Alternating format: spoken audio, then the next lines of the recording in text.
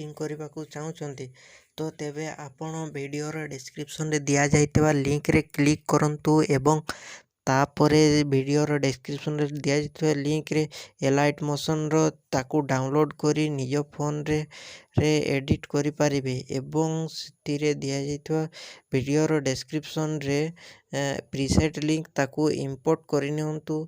ତାପରେ ସେଥିରେ ଆପଣ ଯାହା କିଛି ଚେଞ୍ଜ କରିବାକୁ ଚାହୁଁଛନ୍ତି ତାହା ଚେଞ୍ଜ କରିପାରିବେ ଏବଂ ନ ଚେଞ୍ଜ କରି ମଧ୍ୟ ଆପଣ ତାକୁ ସିଧା ଡାଉନଲୋଡ଼୍ କରିପାରିବେ।